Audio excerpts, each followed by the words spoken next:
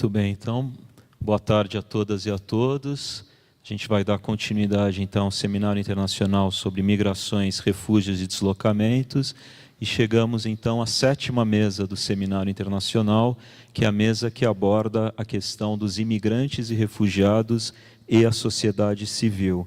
Então, eu tenho o prazer de ter aqui comigo representantes do Acnur, do Alto Comissariado da ONU para Refugiados, da Missão Paz e da Caritas. A gente vai iniciar esta mesa, então, com a intervenção do Vinícius Feitosa, que é assistente de proteção do escritório do Acnur, o Alto Comissariado da ONU para Refugiados, em São Paulo. Seja muito bem-vindo. Tenha a palavra. Obrigado, Paulo. Boa tarde a todas e todos.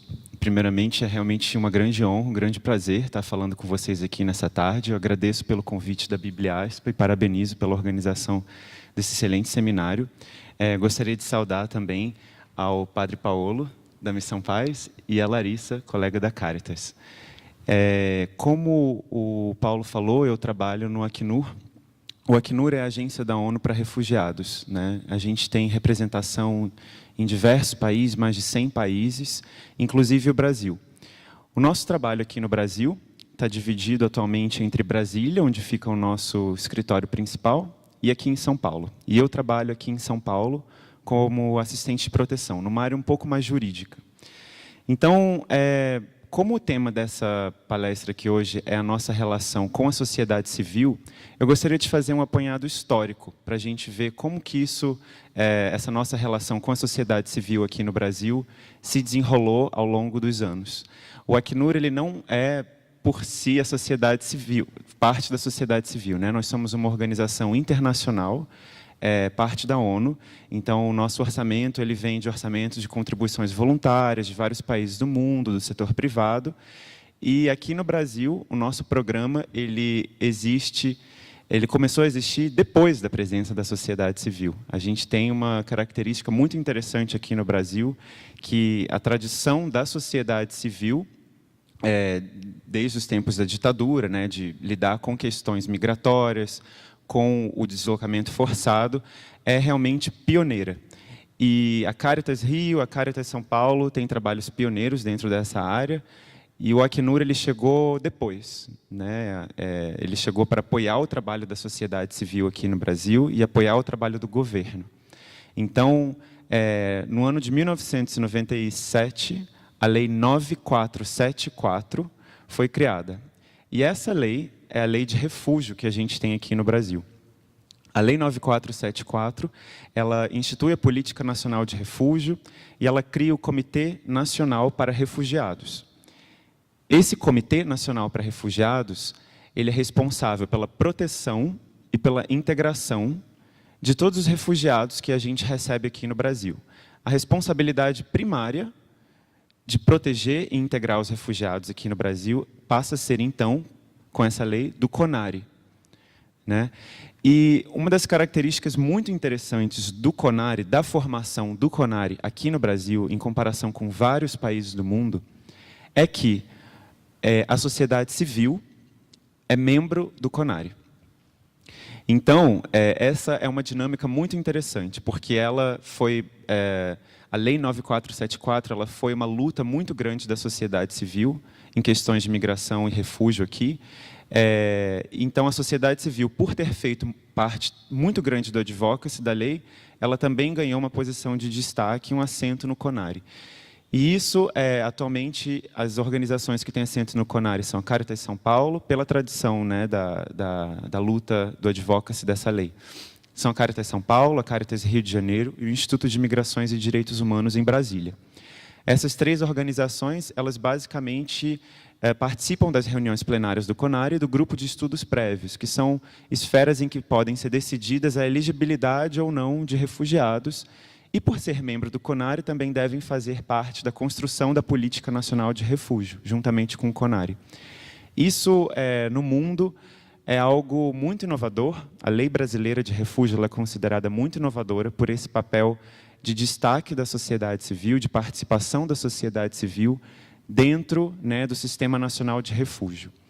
Então, aqui no Brasil, a gente tem como principal objetivo o Acnur apoiar o governo para fortalecer o Sistema Nacional de Refúgio e também, obviamente, pela sociedade civil, por algumas organizações da sociedade civil fazerem parte do CONARE, elas estão incluídas nisso, né? Mas por ser pelo CONARE ser uma instituição que tem esse caráter um pouco híbrido de diversos ministérios e também da sociedade civil.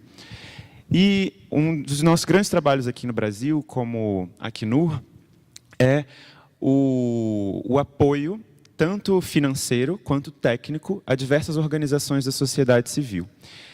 Não tem como a ONU, não tem como a Acnur funcionar se nós não falássemos em todas as parcerias que a ONU tem com organizações da sociedade civil. Mais de 50% do nosso orçamento atualmente vai diretamente para os nossos parceiros, para a implementação de programas na ponta, para o atendimento de refugiados. Então, isso é uma estatística a nível global e tende a aumentar cada vez mais, né? A gente quer mais parcerias. Então, a gente lançou, há pouco tempo, globalmente, uma nova política para a seleção de novos parceiros, para a retenção de novos parceiros, e a sociedade civil é um dos nossos principais parceiros junto com o governo. A gente tem no mundo aí mais de 1000 acordos de parceria que envolvem, né, essa transferência, esse apoio financeiro e técnico a diversas organizações da sociedade civil no mundo. Então, é realmente uma preocupação do Acnur a nível global fortalecer as capacidades locais, né, o trabalho da ponta e alguns projetos que têm como objetivo gerar uma maior proteção, uma maior integração dos refugiados naquele Estado. O que a gente vê é, via de regra, a responsabilidade primária na lei de refúgio, ela vai ser sempre do Estado, né? Então, aqui no Brasil, ela vai ser sempre do Estado brasileiro. Mas a gente sabe que existem muitos gargalos, existem muitos desafios e que o Estado brasileiro precisa da sociedade civil para efetivar todos esses direitos que os refugiados têm aqui. Então, aqui no Brasil, a gente atualmente abriu o nosso escritório em São Paulo há 4 anos. Antes nós estávamos em Manaus, por causa do grande fluxo que teve em Manaus, né, cerca de 2010, a gente tinha um escritório lá. Agora nós temos um escritório só em São Paulo e em Brasília. E com esses 2 escritórios, nós acompanhamos também as tendências migratórias aqui brasileiras. Então, o que a gente observa é que, no ano de 2010, existiam cerca de 900 solicitantes de refúgio aqui em São Paulo, aqui no Brasil, perdão. E, ao longo dos últimos anos, essa tendência foi aumentando muito. Nós tivemos um aumento de mais de 3.000% nas solicitações de refúgio aqui no Brasil, ao longo dos últimos 5 anos.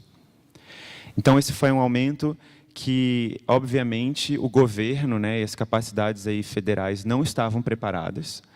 E o papel da sociedade civil na integração, na proteção dessas pessoas, tem sido essencial.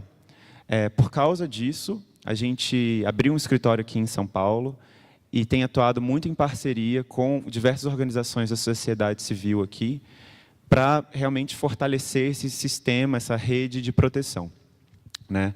Então, o que a gente pode ver aqui, atualmente, existe um grande gargalo. A gente tem mais de quase cerca de 30.000 casos de solicitação de refúgio pendentes a serem analisados pelo governo federal. Então, tem muitos solicitantes de refúgio que passam por 2, 3, 4 anos, às vezes, com o protocolo provisório, que foi criado para ser uma documentação temporária, e hoje em dia ele ganha um caráter, né, muito mais permanente, infelizmente, para diversas pessoas. Então, os desafios são muitos, né? E eu posso falar algumas áreas que a gente apoia aqui em São Paulo. Uma organização chamada Compassiva, ela faz a revalidação de diplomas de refugiados, né? A revalidação de diplomas é uma demanda muito grande de vocês que estão na ponta sempre sentem essa demanda. Né, com certeza isso é também mapeado na Bibliaspa, nos refugiados que vocês atendem. Então, a demanda por solicitação de diplomas é uma demanda muito grande, a demanda por aulas de português é uma demanda muito grande, e a sociedade civil ela tem um papel essencial né, em atuar em demandas específicas e que muitas vezes o Estado brasileiro não tem condições, seja recursos humanos, seja condição até financeira, de estar apoiando ali as pessoas que estão precisando dessa proteção.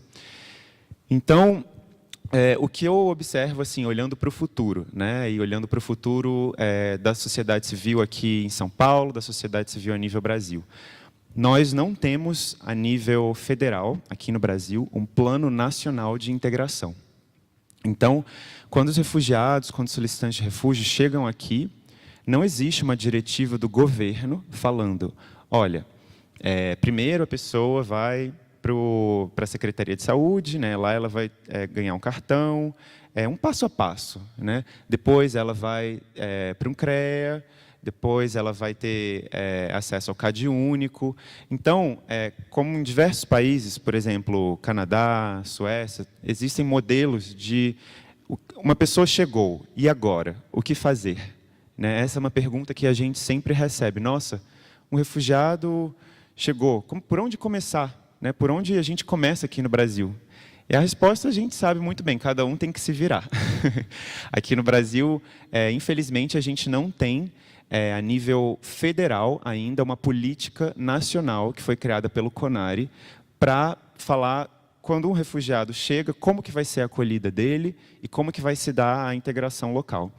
Aqui em São Paulo, existe uma política municipal para isso, vocês já devem ter escutado sobre isso até de representantes da própria prefeitura em outros painéis aqui no debate, mas essa é uma política única no Brasil, porque ela fala responsabilidades de cada secretaria e ela cria o Conselho Municipal para Refugiados, com participação da sociedade civil também. Então, o que a gente sempre advoga, né, a nível do Acnur, a nível ONU, o aperfeiçoamento dessas políticas públicas para que isso seja feito de uma maneira sustentável, né, para que exista um fio da meada. E a participação da sociedade civil, a participação dos refugiados, né, é importantíssima nesse processo. Então, a criação de fóruns de debate, seja para uma nova lei, uma nova política pública, um novo decreto, a participação da sociedade civil nisso é essencial, porque é a sociedade civil, na verdade, que está na ponta, né? E ela vai saber as necessidades mais básicas do refugiado, das pessoas que estão passando por essa condição na vida.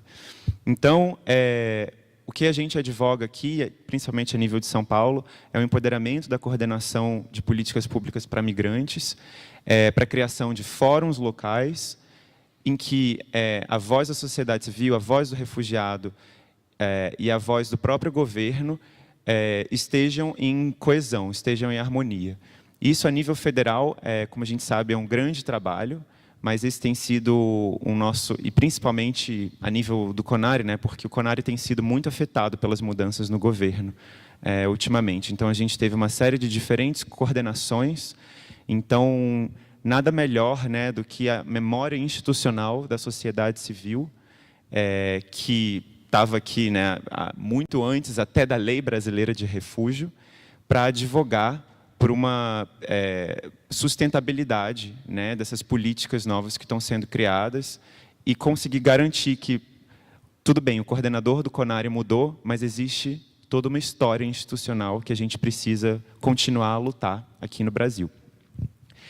Eu encerro a minha fala por aqui e fico à disposição caso hajam perguntas. Muito obrigado.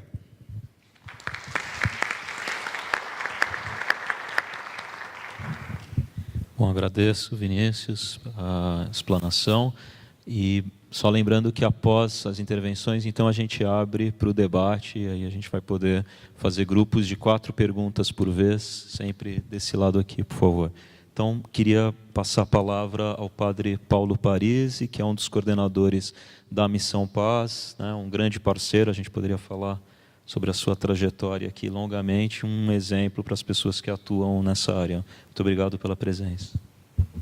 Obrigado, Paulo. É um prazer estar aqui com você, com Vinícius, com a Larissa. Pessoas que a gente se conhece há tempo, então não é um estar aqui simplesmente pontual. Tem uma trajetória de anos nos conhecer, de trabalhar junto, de levar adiante atividades. Um prazer estar aqui também com todos vocês. Tem gente mais conhecida, outros menos. Então, faço parte da equipe de coordenação da Missão Paz, que agora acho se torna um pouco o ponto inicial para a reflexão, ou seja, tentar ver nessa interação imigração e refugiados com a sociedade civil. Ou seja, o lugar de partida é a Missão Paz para tirar algumas reflexões como sociedade civil. Claro, uma experiência pontual, não tem a pretensão de encontrar as respostas todas, é uma experiência. E a partir daí, se consigo, faço algumas outras provocações.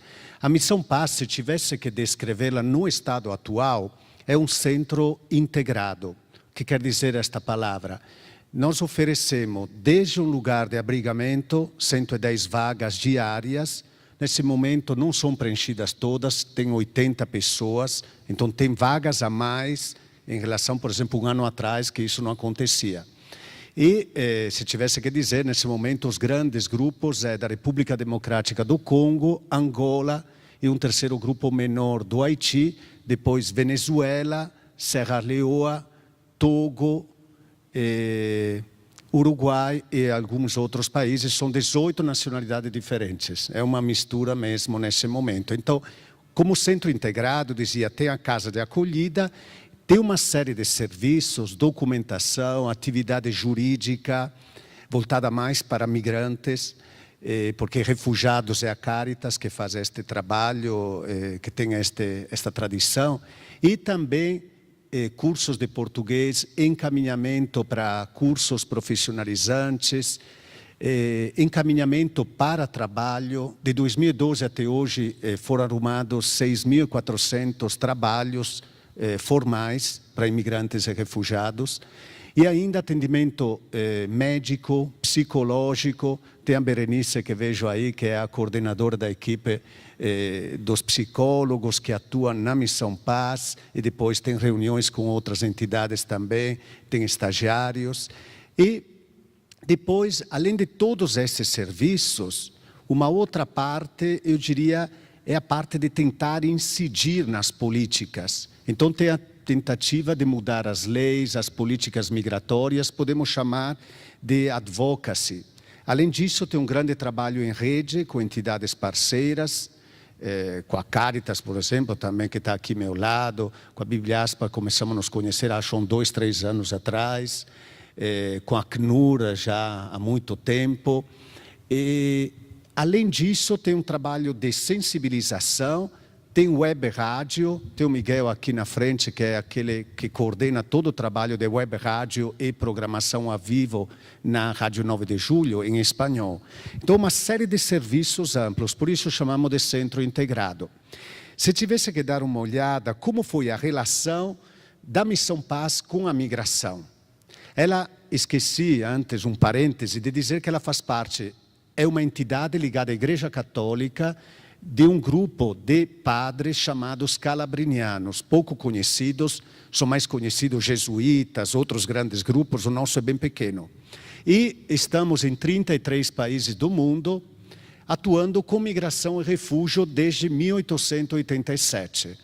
Então, por exemplo, temos centros no México, em Tijuana, em Guatemala, no Chile, Argentina, Uruguai, Bolívia, La Paz e vários outros lugares, Alemanha, França, Itália, Inglaterra, Japão, Filipinas, vários lugares do mundo. E trabalhamos de maneira interligada como rede, tendo 2 vagas na ONU, a gripe ajuda a garganta, mas tendo 2 vagas na ONU como observadores em temas de migratório.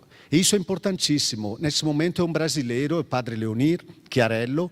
Quando nós detectamos alguns problemas, repassamos para eles, que eles podem fazer ouvir a voz da entidade que está na base em nível global. Por exemplo, com os haitianos fizemos isso. E, além desta, podemos dizer, estrutura que é a Missão Paz, que expliquei como ela funciona atualmente, eu diria que ela é um organismo vivo. Ela é instalada no Glicério nos anos 30, numa estrutura de madeira, depois se torna uma estrutura mais estável. E o primeiro grande desafio é uma resposta, vem do mundo da migração italiana, e nós construímos, então, um espaço com escola, quadra de futebol, creche, cinema, para atender a comunidade italiana. Passam os anos, outro exemplo, migração vietnamita. Migração vietnamita foi nos anos 70, quando o navio da Petrobras encontrou um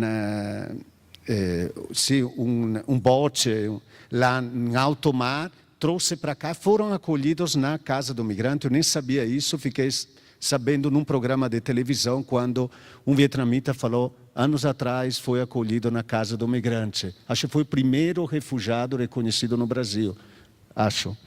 E, além disso, passam os anos, por exemplo, os chilenos. Outros países que estavam enfrentando a ditadura são acolhidos na Missão Paz. Na época do Dom Paulo Evaristo, tudo isso, então somos provocados a fazer este tipo de resposta.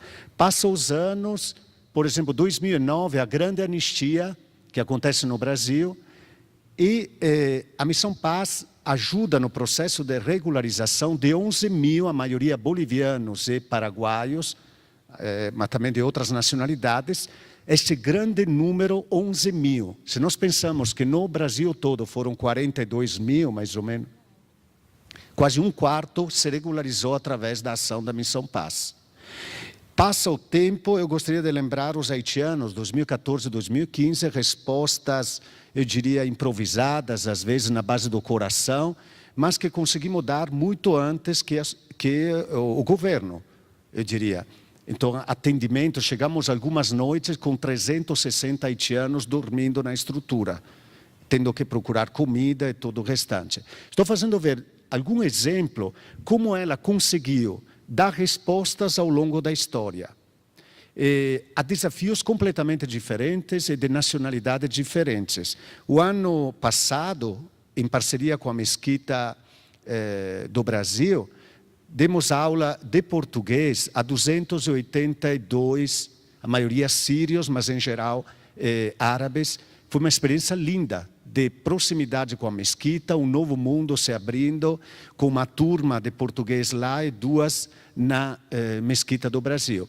Então foram experiências. Eu diria, se tivesse que dizer, a Missão Paz conseguiu não ser um museu, um lugar onde guardar lembranças que fica se empoeirando. Não, conseguiu ser um organismo vivo que interage com a realidade e as provocações migratórias.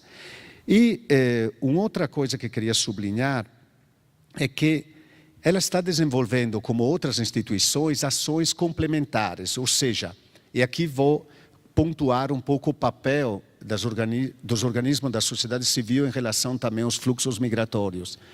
Atuar dando respostas pontuais, precisa de comida, precisa de médico, de psicólogo, de documentação, de atendimento jurídico, de trabalho, respostas pontuais, mas também não esquecer do panorama mais amplo, a política nacional, a política estadual, municipal. E interagir, ligar com estes dois níveis, acho que foi o grande segredo, o grande aprendizagem. Então, cutucar, por exemplo, em nível nacional, junto com a Caritas, Conetas e outras entidades, que a nova lei fosse aprovada na Câmara, agora entrou no Senado, agora estamos nos articulando para estar lá. A Larissa, a semana passada, não, esta última semana tinha que estar lá, só que cancelaram na última hora a reunião com o relator lá em Brasília. Então, para ver, acho fundamental conseguir interagir nos dois níveis, local, com respostas, mas também olhando o global. Outro exemplo, quando chegou o grande número de haitianos, nós pensamos, vamos dar lugar para dormir, mas o governo tem que fazer o seu papel. É muito fácil que uma organização encontre comida e lugar para dormir e cruzar os braços e assistir. Resultado, a Prefeitura de São Paulo, em parceria com o Ministério da Justiça, abriu casas de acolhida. Hoje em dia temos os Cefras, a Casa da Mulher foi feita uma parceria, tem a Casa das Irmãs Calabrinianas, uma série de estruturas que se ampliou muito através de convênios a capacidade de acolher. Por isso, se nós tivéssemos ficado só acolhendo, provavelmente não teria acontecido outros avanços. Então, acho que a sociedade civil tem um papel também de cobrar, de fazer e cobrar ao mesmo tempo. E a mesma coisa aconteceu com as carteiras de trabalho, quando o imigrante refugiado demorava quase 2 meses para ter uma carteira de trabalho. Até que, enfim, depois de um tempo, se conseguiu que, em pouquíssimo tempo, 1 ou 2 dias, podia ter a sua carteira de trabalho. Mas foi pressão em cima do ministro. Isso acho 2, 3 anos atrás, se não lembro errado. Outra coisa que queria sublinhar é que a sociedade civil, em geral, consegue dar respostas muito mais rápidas que as respostas dos governos, do Estado em geral. Se eu olho em Manaus, meus colegas, quando começou a chegar de Tabatinga os haitianos em Manaus, meu colega Valdecir e Germino, eles conseguiram dar uma resposta, acolheram 5.000 haitianos, sem ajuda do Estado. Então, foi um trabalho incrível. E se tivéssemos que esperar as respostas do Estado, estaríamos ainda esperando lá em Manaus. Então, por isso estou dizendo, as respostas da sociedade civil são muito mais rápidas, mas ao mesmo tempo tem que lembrar o papel do Estado. Outro elemento que queria dizer, em geral, são menos reativas e mais proativas. O que quer dizer? As políticas em geral, coloco entre aspas, vão atrás do prejuízo. Ou seja, não se preocupam, às vezes, em antecipar o que está acontecendo. Ou ver o primeiro sinal, já correr atrás. Quando se deu vista aos haitianos, pode vir no Brasil, não se pensou num plano de integração, como o Vinícius falou, mas nem nos passos, diria, básicos, acolhida, português, nada. Se achou que dando um papel, isso era política migratória. Você está entrando de maneira regular no Brasil, bem-vindo. Isso não é política migratória, isso é um passo importante que exige muitos outros. Então, estou de acordo plenamente com o que Vinícius falou, está faltando uma visão global. Que plano de integração nós queremos? Então, isso para lembrar que a sociedade civil consegue ser muito mais proativa e menos reativa.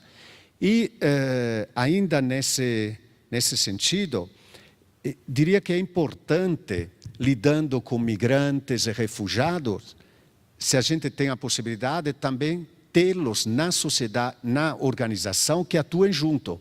Eu penso o valor de ter atualmente na equipe, entre funcionários e também voluntários, de várias nacionalidades, seja refugiados, seja imigrantes, que atuam.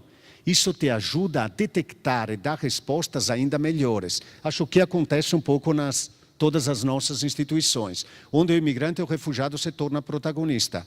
Se tem a forma de contratá-lo, melhor ainda, porque não é tão fácil ser voluntário na primeira fase de recém-chegado. Tem questões de sobrevivência. Então, mas isso acho importante, tê-los que façam parte, que possam ajudar a construir, no fundo, as respostas.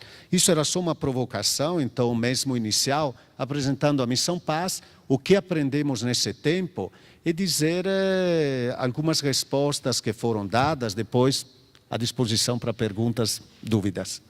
Muito obrigado.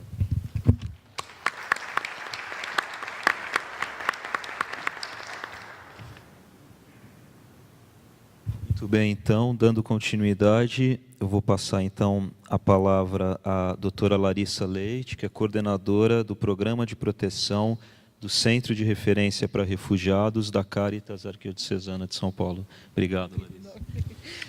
Obrigada, Paulo. Eu falei que é cumprido todos os nomes, né, os cargos, mas nada mais simples do que é um trabalho de atendimento a refugiados. Mas primeiro quero saudar a todos e a todas que estão aqui, né, no sábado à tarde, depois de tanto conteúdo. É bastante honroso que estejam aqui e espero contribuir de alguma maneira e dizer que depois não só da experiência, mas da maneira clara com que o Padre Paulo sempre traz a exposição dele, é bastante difícil contribuir, mas eu vou tentar trazer um pouco da experiência da Caritas e alguns outros aspectos, né? E talvez a facilidade de falar depois do Padre Paulo é que muito já foi dito, então o que me cabe é talvez trazer um pouco da nossa experiência e explorar um pouco mais para trazer algumas provocações que a gente possa debater, né? Saúdo também ao Vinícius, colega que a gente tem aprendido a trabalhar juntos aí ao longo desses anos, o Paulo também. Então vamos lá. Da onde eu pensei em estruturar esses 15 minutos, mais ou menos da seguinte maneira, falando um pouquinho da onde eu falo, né, contando para vocês um pouco da Caritas e tentando trazer algumas considerações sobre a sociedade civil. Ok. A luz estava um pouquinho.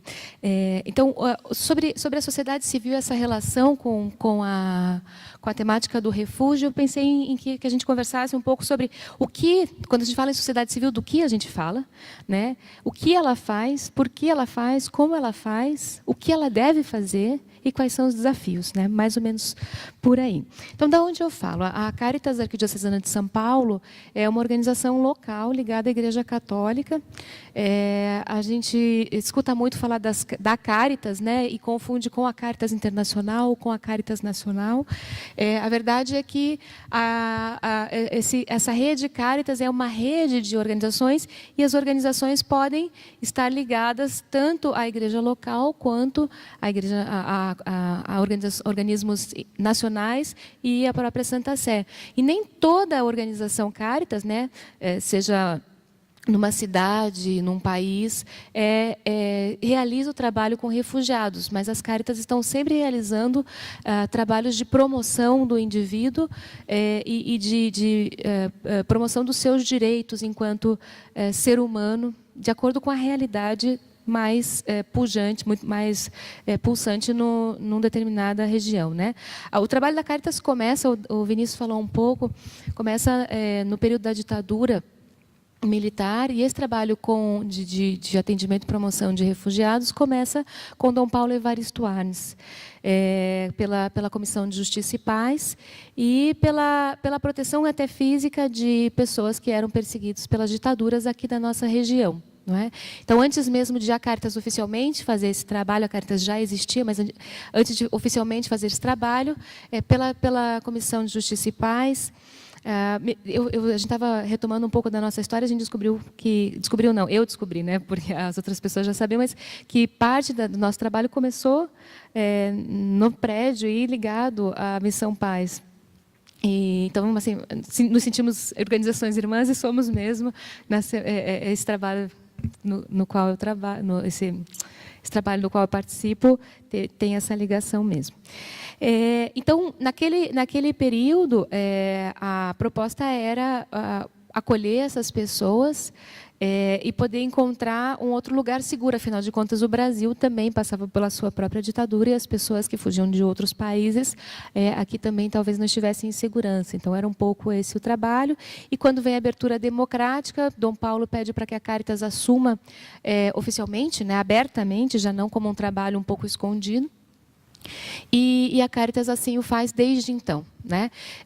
Então nós estamos, próximo ano a instituição completa 50 anos, esse ano a gente calcula, como não tem um marco oficial, mas a gente calcula que esse ano nós fazemos 40 anos de trabalho de atendimento com refugiados. E o que a gente faz hoje, né? O nosso trabalho é um trabalho de centro de referência. Não chegamos a ter tantos serviços quanto a Missão Paz, não temos uma casa de acolhida. Então, fazemos um trabalho num escritório que fica pertinho da Praça da Sé. E para falar um pouquinho, para visualizar um pouco a estrutura, até hoje a gente está com um evento chamado Portas Abertas, em que apresentamos a casa e um pouco falamos do nosso trabalho e mostramos um pouco das histórias que temos. Mas para que vocês possam visualizar, né?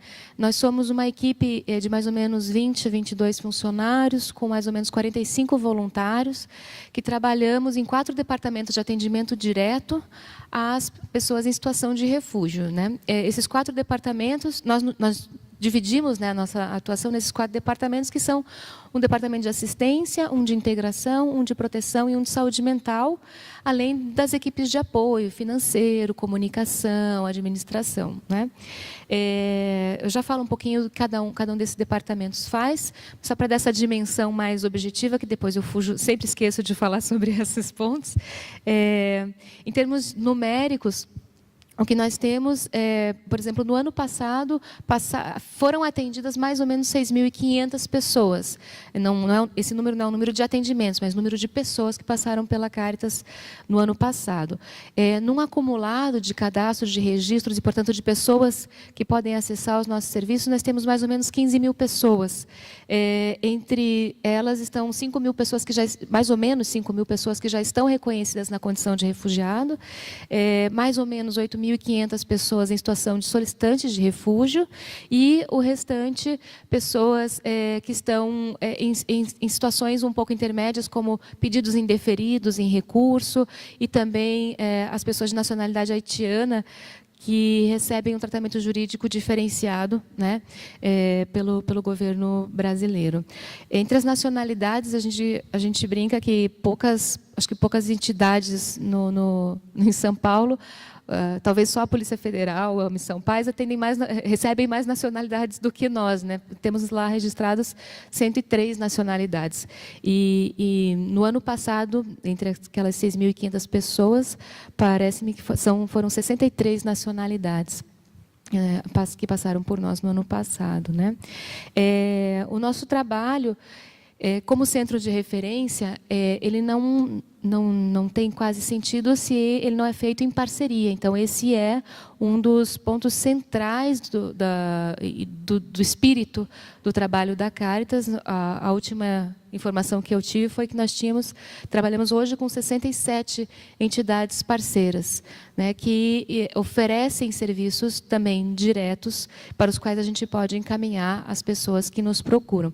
E além do que, assim como o padre Paulo comentou, a valorização do trabalho em rede para incidência, né? Para que tudo o que a gente escuta e colhe do atendimento do indivíduo, essa capacidade de identificação imediata dos problemas e de levar a sério, não só identificar, mas levar a sério os problemas, faz com que a gente perceba que o trabalho de atendimento, de reação, de promoção das pessoas não pode ser feito se a gente não compartilha, não denuncia e não incide sobre essas realidades, né? Então, nós participamos do Comitê Nacional para Refugiados, como o Vinícius falou, e essa realmente um dos diferenciais da estrutura brasileira.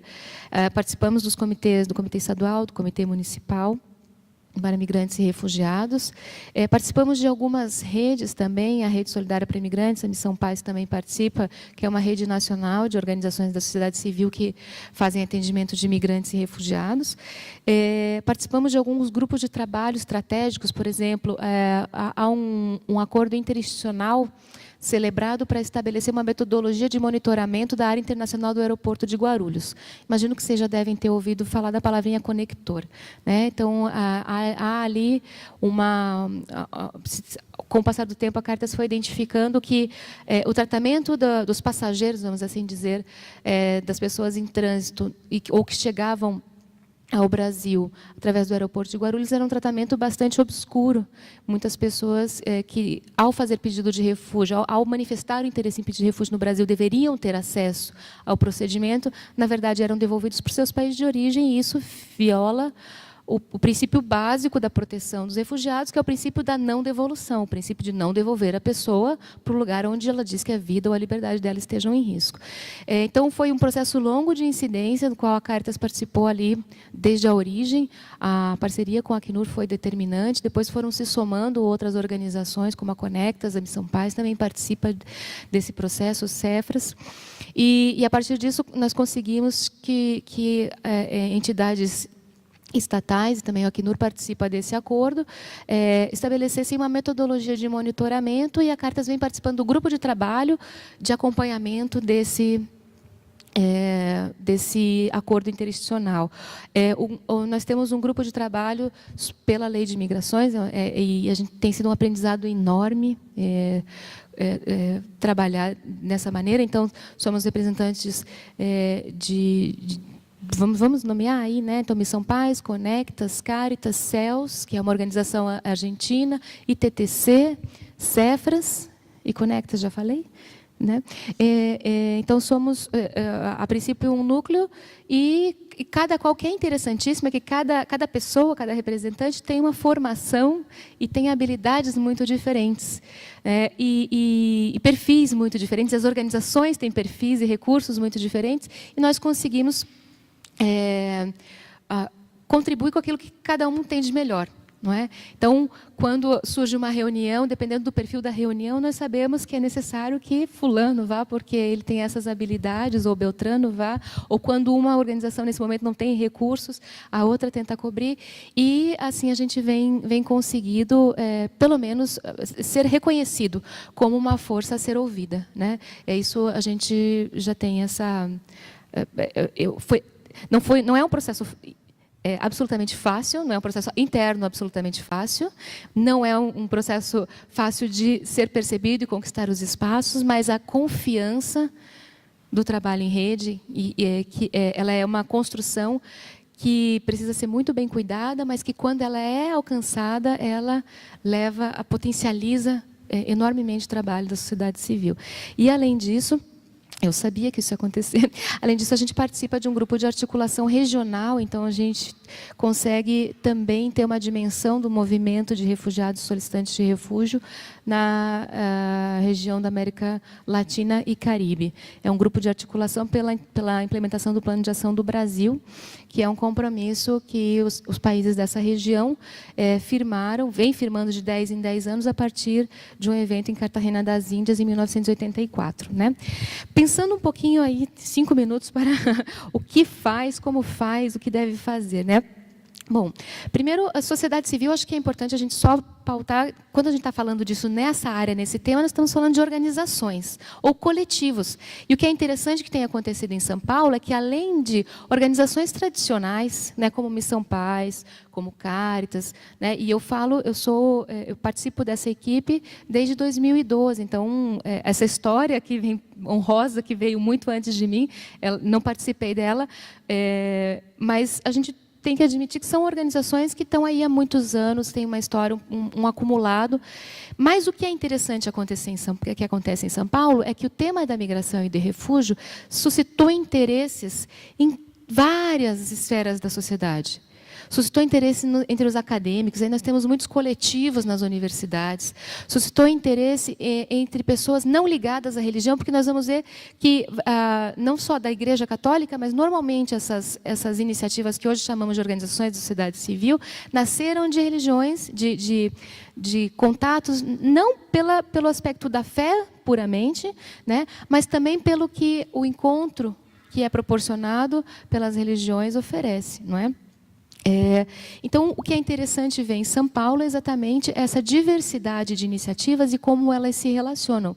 E aí, eu acho que eu ligo um pouquinho, para tentar acelerar, com os desafios. Né? Me parece que em São Paulo e no Brasil, um dos grandes desafios seja identificar maneiras de nós coordenarmos e potencializarmos esse novo momento. Não é?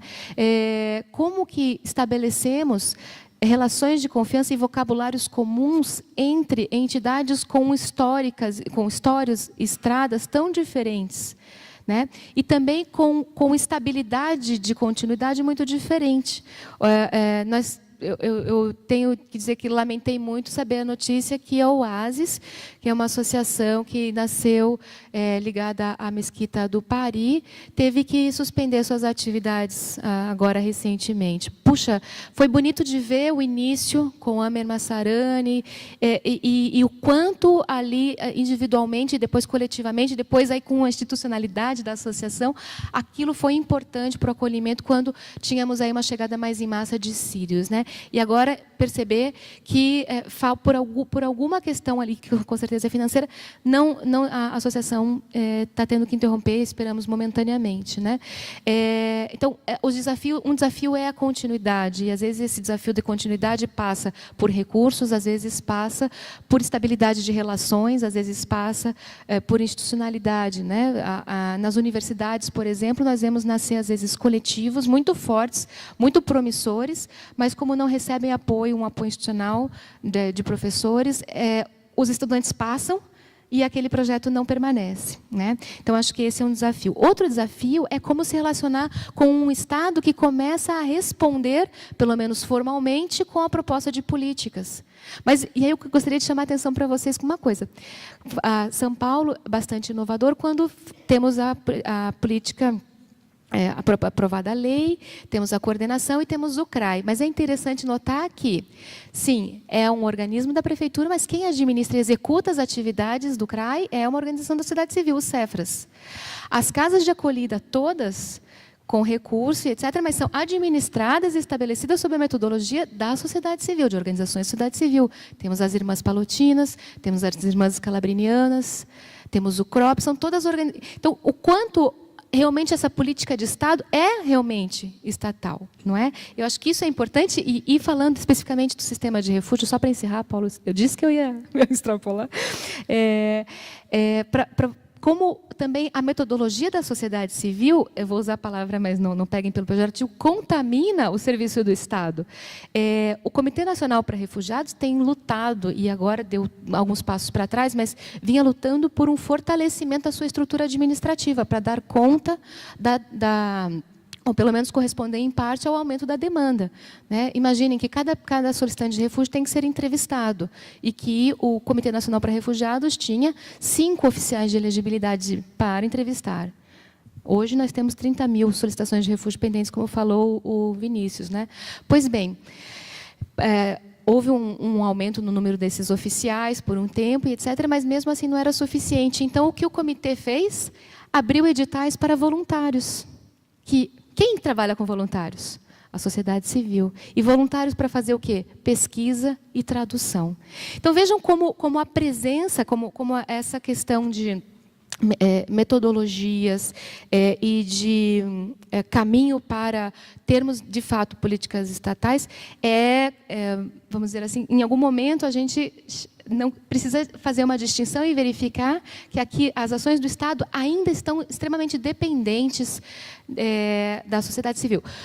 Isso, quando a gente, aí concordo com o Padre Paulo, né, um grande papel nosso é impulsionar que o Estado assuma de fato e abrace de fato a sua responsabilidade, mas o outro lado da moeda é garantir o espaço para que a sociedade civil continue realizando o seu trabalho de monitoramento dos movimentos migratórios, porque o Padre Paulo comentou, a dinâmica é muito, a velocidade da dinâmica é muito grande, é muito rápida, né? Então é muito importante que a sociedade civil esteja presente, organizada, e quanto mais, para continuar detectando muito rapidamente os problemas, as violações, as mudanças de movimento, e que também esteja muito forte, presente, com garantia de espaço para fiscalizar o Estado.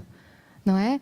O espaço que a Lei de Refúgio prevê para a sociedade civil no CONARE é excelente e tem sido, tradicionalmente, um espaço de fato. É muito importante que a gente se mantenha alerta e unido para que esse espaço não se torne um espaço formal, né? E acho que, de trabalho da sociedade civil, uma vez eu ouvi de um haitiano, eu não esqueço dessa frase, até porque eu tenho marido engenheiro florestal. A frase é assim: uma árvore que cai na floresta faz mais barulho que uma floresta inteira a crescer. Eu acho que é esse o mistério e o valor da sociedade civil. Talvez com menos barulho, mas com muita força, a gente segue forte a crescer.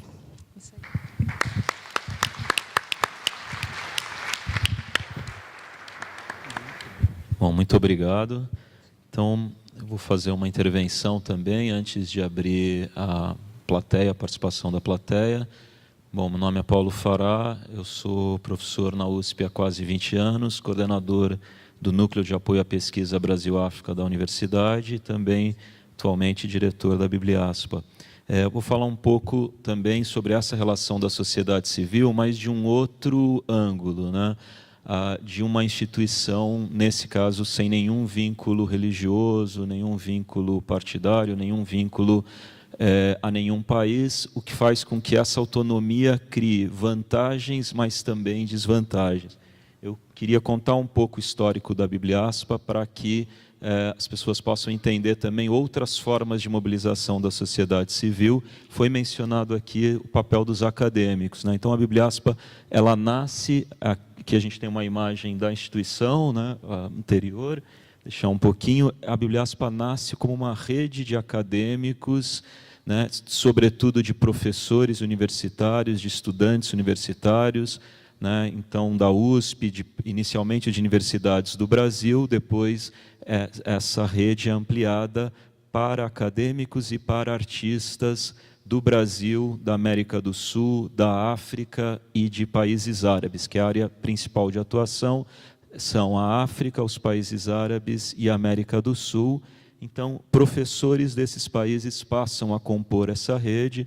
A gente tem, por exemplo, uma revista acadêmica de estudos árabes, africanos e sul-americanos, com um conselho editorial de professores de 25 países, uma revista acadêmica em 5 idiomas, e essa rede vai se construindo a partir de 2003. Então, 2003, esse centro de pesquisa, de cultura, e que logo depois passa a adotar também uma área de ações sociais, ele entende, primeiro, essa questão do multilinguismo. Então, todo o material que a gente produz sempre é em árabe, português, espanhol, inglês e francês. Então, tem uma preocupação multilingüe muito grande pela sua própria origem, para poder se comunicar diretamente com essas populações de vários países da África, de vários países árabes e de vários países aqui da região da América do Sul, além, claro, de, eventualmente, a utilização de outros idiomas, como o Wolof, como o Tamazight, como outros idiomas extremamente importantes nessas regiões, mas basicamente, ao menos, nesses 5 grandes idiomas. Essa rede de acadêmicos, como todo centro de pesquisa e de cultura, enfrenta uma série de dificuldades vinculadas a essa independência e a essa postura crítica própria dos intelectuais. Quer dizer, não faz sentido alguém se dizer um acadêmico se ele não se coloca como crítico, né, ao que a sociedade enfrenta. Por exemplo, no momento atual do Brasil, né, que a gente vê um momento terrível de retrocessos em todas as áreas. Então, um acadêmico não pode se permitir ter falas mais brandas ou não ter uma voz clara, crítica em relação ao que acontece, a não ser que ele queira só nominalmente ter esse nome de pesquisador ou de estudioso, mas não queira exercer isso na prática. A instituição, então, tem uma preocupação muito grande com a parte pedagógica. Claro que nós temos aqui a professora Nanami Sato, que é a coordenadora pedagógica da Bibliaspa, coordena uma equipe grande de professores universitários. Não vou falar novamente dos anos de experiência de cada um para evitar depois fazer contas, né? Mas são muitos os professores universitários que trabalharam a vida inteira em sala de aula, ou estudantes, e que têm essa preocupação metodológica mesmo. Temos aqui a Ivy Ramadan também, que é uma professora com uma preocupação crítica, didática, pedagógica permanente, contribui muito com a instituição.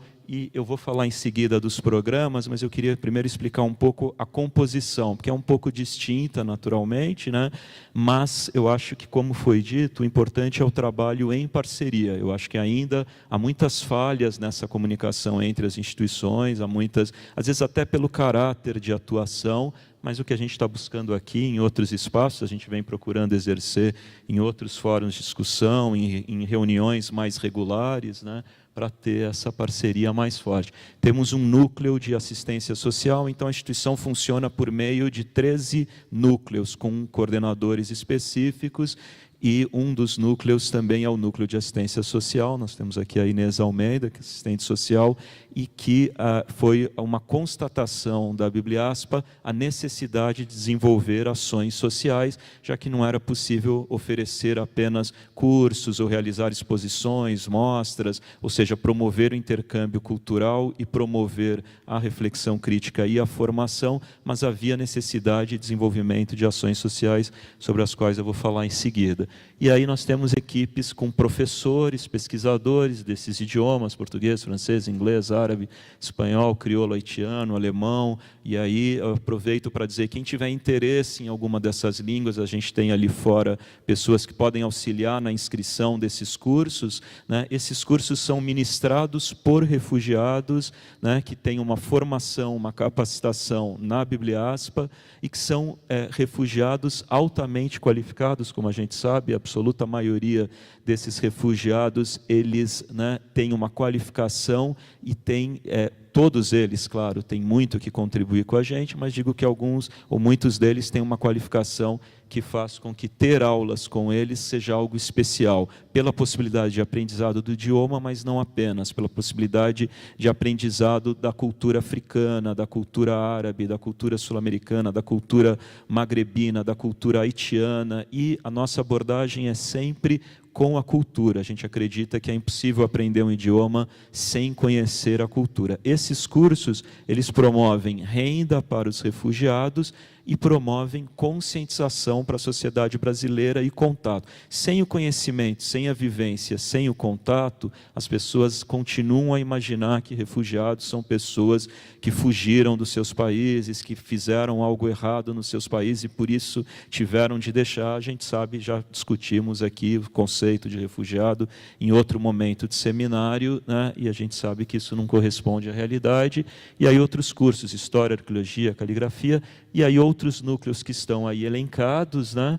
E nós temos um programa para refugiados, que é muito importante. O tema da migração e do refúgio é um tema fundamental para a Bibliaspa desde 2003, desde o seu ano de fundação. Temos vários professores, eu sou apenas um deles, que orienta, por exemplo, na USP, em outras universidades, mestrados, doutorados, pós-docs, em estudos migratórios, em estudos sobre refugiados ou em estudos sobre questões religiosas também.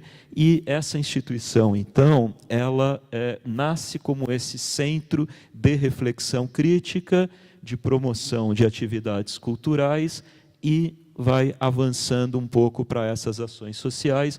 No site a gente tem essa parte da missão, visão e valores, eu vou me adiantar um pouco a ela, mas eu queria só mencionar que a questão da cultura de paz para a gente é fundamental. A gente acredita que hoje em dia, ou nos últimos anos, exercer cultura de paz necessariamente significa pensar na questão migratória e na questão do refugiado. Quando uma pessoa se posiciona sobre essa questão, eu acho que é um indicador básico para a gente entender se essa pessoa apoia ou não uma cultura de paz. Enxergar o outro como uma irmã, como um irmão, como um ser humano pleno de direitos, é o básico de qualquer pessoa. Quer dizer, quem não tem essa percepção, né, tem uma dificuldade em lidar com a questão da cultura de paz. Aqui são algumas das atividades que a gente realiza nesses vários campos, e aí a cultura, essa troca, a gente entende que é justamente por meio do intercâmbio cultural. Então, por meio dessas oficinas, por exemplo, de Henna, ministradas por refugiadas. Então, a gente tem uma refugiada paquistanesa fantástica que ministra uma oficina de Henna e que faz Henna, ou oficina de gastronomia, ou outras oficinas de ações culturais. Esse conhecimento e esse contato com essas culturas riquíssimas dos refugiados que acontecem. A gente também, então, tem um programa específico para refugiados, com essas várias ações. O programa de língua portuguesa e cultura brasileira é o principal. A gente sabe que a principal barreira para o refugiado é a língua. É impossível se integrar na sociedade brasileira, ter acesso ao mercado de trabalho, aos serviços públicos, sem a questão da língua. A gente tem um material didático próprio desenvolvido pela equipe Bibliaspa pedagógica, pelos professores, pelas professoras da Bibliaspa, a questão da cultura brasileira, claro, fundamental, uma questão da metodologia, e aqui é importante mencionar que são todos professores, pesquisadores, então há uma preocupação metodológica muito grande. Claro que a gente valoriza toda iniciativa, mas a gente valoriza também as iniciativas que têm um cuidado especial e que entendem que o ensino deve ser feito por pessoas formadas, preparadas para fazer isso, né? Para que haja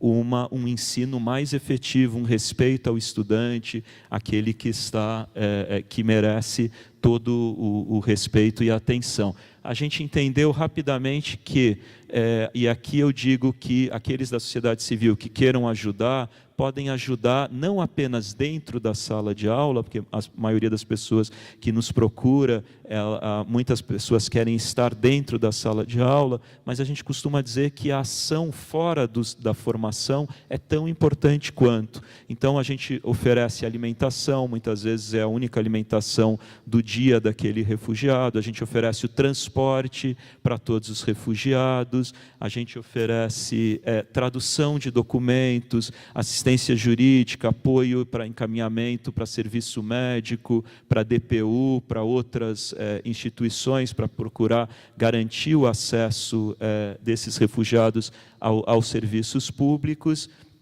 E aqui eu queria agradecer essa equipe de mais de 300 voluntários que compõem a instituição. Não fossem os voluntários, a Bibliaspa já teria fechado há muitos anos, porque ter uma posição de independência significa não ter ou ter extrema dificuldade de ter acesso ao apoio financeiro, né? Quer dizer, é um dilema permanente para uma instituição de pesquisa, mas são os voluntários que fazem essa instituição seguir adiante. E se eu fosse nomear aqui, eu ia ficar 2 horas para citar os nomes, e todos são igualmente merecidos, né? E, claro, as parcerias também, os convênios, a gente procura alguns mais fáceis de acontecer, outros com mais dificuldade, talvez pela postura crítica, pela postura de um centro de pesquisa, né?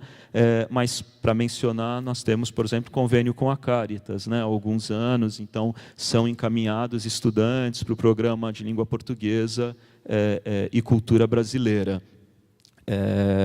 Nós temos algumas questõezinhas aí que tem a ver, por exemplo, com o transporte, né, que é justamente a dificuldade de eu conseguir oferecer transporte para esses estudantes, mas eles não vêm sem o transporte, né? Quer dizer, o transporte é fundamental para que eles possam chegar até o local e ali estudar. Então, quem puder ajudar com bilhetes de metrô, com outras formas, né, de garantir o acesso desses refugiados, para a gente é uma preocupação permanente, né, como fazer isso. Porque outras coisas a gente consegue resolver, mas tudo que tem a ver em como garantir os direitos para os refugiados é uma preocupação permanente, e assim tem de ser. Falando um pouco mais sobre esses programas de idiomas e culturas, e aí pessoas vinculadas à academia, pesquisa, podem participar. Também, para caminhar aqui, exemplos de cursos que são oferecidos. O professor Peter, que até participou do seminário ontem,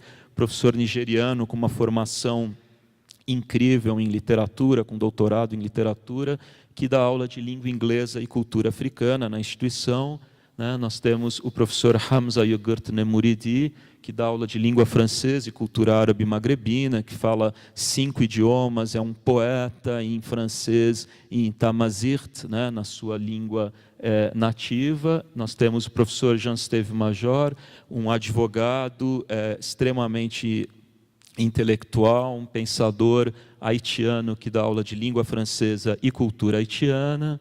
Nós temos outros professores, como Papabá, língua francesa e cultura africana.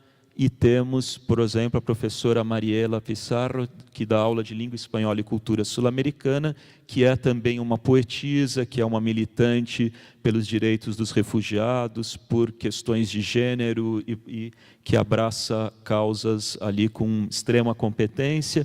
Aqui só para mencionar que há cursos extensivos e intensivos. e mencionar também o papel da sociedade civil no combate à crescente intolerância, xenofobia e racismo. Outras mesas já abordaram esse tema, mas eu queria só lembrar como é possível combater essas questões e lembrar que, infelizmente, isso tem sido um fenômeno crescente no Brasil.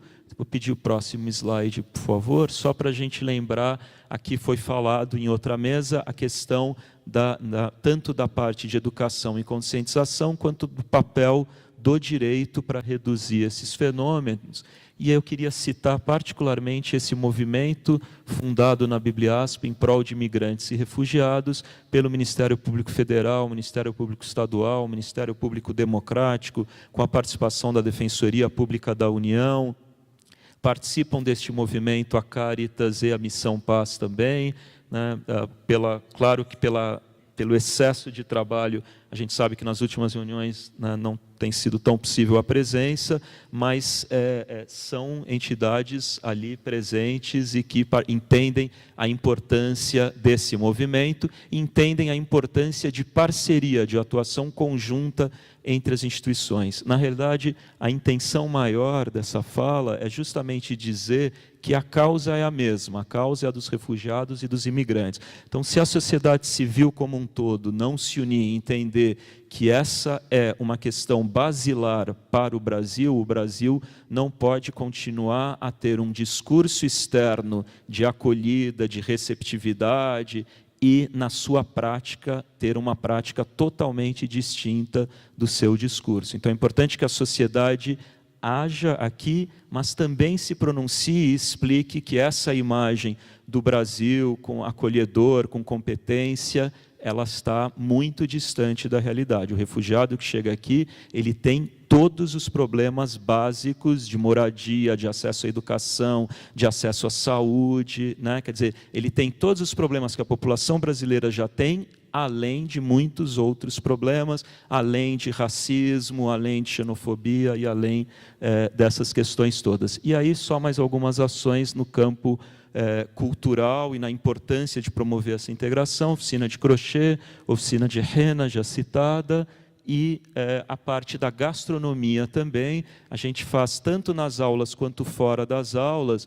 Eu os aconselho a ir lá para comer, sempre é uma tradição ali, né? A gente tem um jardim bem interessante, onde a gente compartilha comida africana, comida árabe, comida haitiana, comida colombiana e de outras partes da América do Sul, e nós estamos com um projeto de uma cozinha-escola, para ampliar justamente, se puder deixar um pouquinho nessa imagem, para ampliar justamente essa questão da formação tanto em gastronomia quanto nos serviços de atendimento à gastronomia. Nós temos uma cozinha externa, onde acontecem os cursos, mas que é uma cozinha pequena, limitada, com uma área externa, e a gente está num processo de ampliação das salas de aula. Nós temos 8 salas de aula que não dão conta das aulas, e da ampliação da cozinha para uma cozinha industrial e uma cozinha escola, então com balcões ali para aulas. Quem quiser saber mais sobre esse projeto, vai ser muito bem-vindo também. E, então, para encerrar e poder abrir as perguntas, temos a parte do esporte também, e temos também, aqui eu ia só mencionar, que isso particularmente me interessa, que é a parte, claro que todos os temas, mas esse com um carinho especial talvez, que é a questão da grande presença de artistas nos vários campos entre os refugiados e também na área da literatura. A gente sabe que tanto na África quanto nos países árabes, a tradição oral é extremamente importante. Essa oralidade gera uma tradição de contação de histórias, gera uma tradição poética extremamente refinada, e a gente tem o privilégio de ter vários poetas, vários contadores de histórias, griots, entre os refugiados. Então, a gente tem um projeto ali também de estímulo, a gente realiza saraus regulares, e a gente quer realizar mais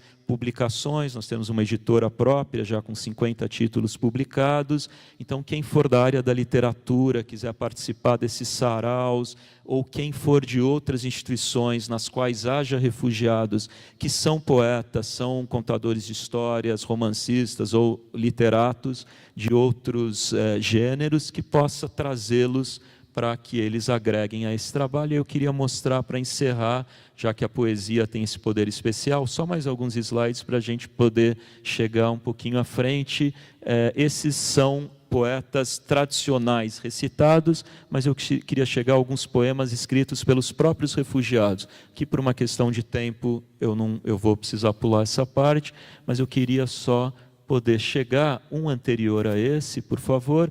Eu queria só citar, todos esses são poetas, só alguns exemplos, né? O Jean, a Mariela, a Hamza, o Dr. Ahmad Serria também, que vem escrevendo poesia em árabe, né? Nesse sentido, eu cumprimento aqui os refugiados e imigrantes que estão aqui participando desse debate com a gente. E aí nós temos, em seguida, só alguns exemplos de poemas. Um poema escrito em árabe, por uma questão de tempo, eu ia ler e traduzir, mas só para a gente entender o patrimônio intelectual que essas pessoas trazem ao Brasil, o privilégio, o enriquecimento desse movimento literário. E aqui eu faço um parênteses para dizer que existe nas escolas árabes, nos 22 países, na África do Norte, no Oriente Médio, existe uma disciplina nas escolas que se chama Adab el-Mahjar. A influência dos movimentos literários na América do Sul, especialmente no Brasil, na Argentina e no Chile, foi tão grande no início do século XX que até hoje esses literatos são estudados nas escolas árabes. E o que acontece hoje em dia é um novo movimento de renovação do pensamento no Brasil e em outros países, onde esses refugiados produzem obras literárias, obras históricas, de filosofia, ou seja, é a possibilidade de renovar o pensamento no Brasil, e a gente sabe da absoluta necessidade de pôr fim a essa estagnação. Aqui nós temos um exemplo de um poema em Tamazirt, né, na língua dos Amazirt, no norte da África, nesse caso em Marrocos. Só para dizer que o poema anterior era um poema cuja temática principal era dos refugiados, e esse é um poema de amor, né, mais conhecido, talvez. Se a gente puder continuar só um pouquinho, esse é o mesmo poema, o autor do poema, que também escreve em francês, aqui, Amazir, je l'ai dit au effort, et mon frère, pourquoi tu dors? Aqui a importância, claro, da afirmação da identidade e de conclamar o irmão a não dormir e a participar das atuações, das atividades. Então, só para a gente poder concluir, acho que tem só mais uma imagem aí da parte da sociabilização. Então, a sociedade civil pode ajudar também nessa integração, nessa sociabilização. E então nós vamos abrir para perguntas. Em seguida, eu queria pedir, muito obrigado, eu queria pedir então que a gente formasse blocos de 4 perguntas aqui, fiquem à vontade, e para que a gente possa pensar em como promover mais essa integração com a sociedade civil. Enquanto as pessoas se dirigem aqui, eu recordo que após a próxima mesa, às 6h30, a gente tem uma sessão de desdobramentos, é uma sessão pragmática, uma summary session, na qual a gente pensa em ações concretas com base nas 3 mesas do dia. Ontem, para dar um exemplo, foi formada uma força-tarefa entre os ministérios públicos aqui presentes, entre a Defensoria Pública, com a participação da Bibliaspa e de outras pessoas que se dispuseram a participar, para a validação de diplomas, para promover mais representações, para pressionar as universidades, porque o que se atingiu até hoje ainda é muito, muito pouco. Há muitos refugiados, há muitos imigrantes que precisam validar o seu diploma para poderem exercer o seu trabalho dignamente. Então, vamos começar as perguntas. Boa tarde à mesa, boa tarde a todos. A minha pergunta é para Paulo Farah. Deu para observar todas as apresentações de vocês, a Caritas, por meio do que ela apresentou, preocupada com o coletivo, a Missão Paz com a sobrevivência, a Acnur pela integração ideal e a preocupação da Bibliaspa com ações sociais para promover essa integração social também. Hoje, vocês se interagem, há uma parceria entre vocês, principalmente nesse quesito alimentação, transporte, visto que há um deslocamento até da Caritas para a Bibliaspa. Qual o tipo de parceria que é estabelecido entre vocês, principalmente a Acnur, nessa macroestrutura, né, até chegar a essa microestrutura e como nós, parte da sociedade, poderemos contribuir para garantir o sucesso do trabalho de vocês? Como eu comentei, bom, o espaço é muito curtinho que a gente tinha para falar de início, mas a Caritas como um centro de referência, então, e pela participação direta com o CONARE, a ideia é concentrar e distribuir o tempo todo, né? No âmbito dos cursos de português, primeiro, concentrar a demanda, identificá-la e tentar distribuir.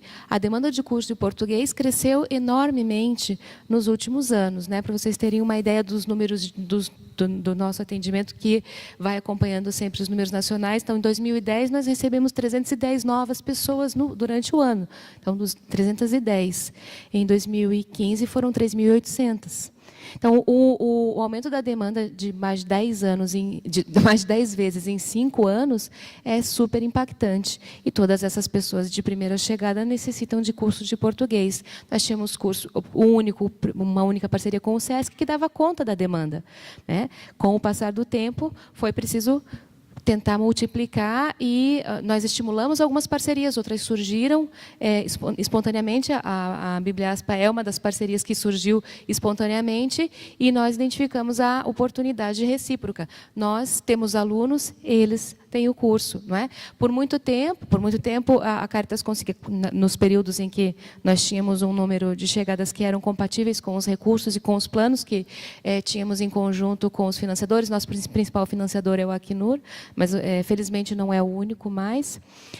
Nós conseguíamos custear o transporte para o curso de português para todos os cursos. Infelizmente, isso já não é mais possível, né? Então, agora, com o segundo financiador que nós conseguimos, agora estamos conseguindo custear o transporte daqueles que têm uma vulnerabilidade maior e temos distribuído as pessoas mais para os cursos de português que estão mais próximos dos locais de residência. E esse, inclusive, é o mote de um projeto que nós estávamos escrevendo e pretendemos enviar no edital da Embaixada dos Estados Unidos, né? Então, para ser bastante rápido. E também alguma contribuição em termos para além de ter a coordenação e organização dos grupos de alunos, a Caritas também tem material didático que foi construído em conjunto com a Acnur e com outro parceiro de curso de português, que é o Cursinho Popular Mafalda, e material didático também.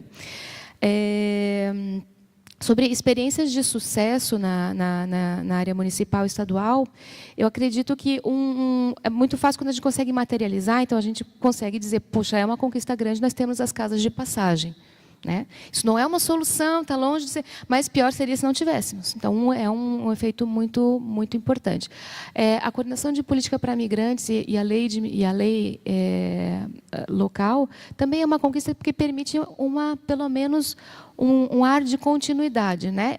Há muito para se fazer, evidentemente, né? Acho que a coordenação está na condição de começar diálogos mais efetivos com as organizações da sociedade civil e com os coletivos e com as associações de imigrantes, as comunidades todas. Eu acho que isso é um passo importante a ser feito, né? Talvez a coordenação, na primeira fase, tinha por missão constituir-se e constituir a lei, e era uma tarefa, mas uma tarefa fundamental é dialogar mais, se coordenar mais, para que a gente possa otimizar mais todos os recursos que nós temos na cidade de São Paulo, por exemplo, né? É um desafio realmente que os comitês comecem quando eu falo em desafio, é uma tarefa a cumprir, que os comitês comecem realmente a resultar em ações e que os comitês sejam centros irradiadores de consciência, de informação e de ação para a esfera municipal, para que as secretarias de fato possam responder mais concretamente, não é?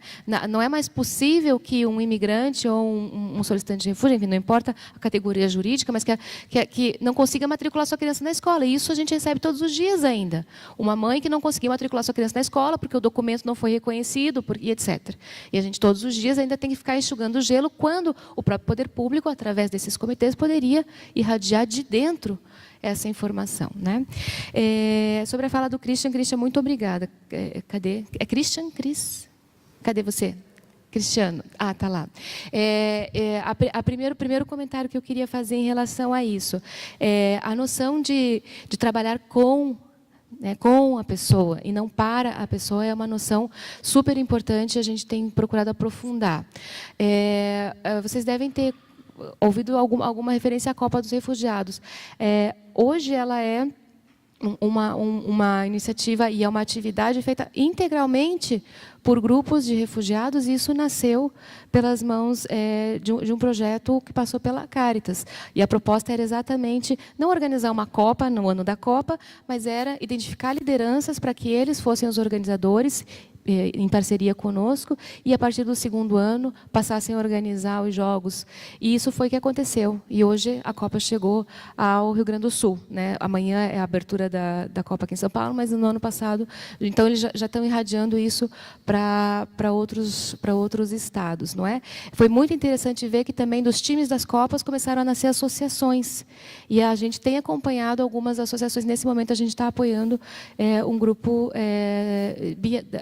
de pessoas da Biafra a formar a associação. Então, é uma preocupação, sim.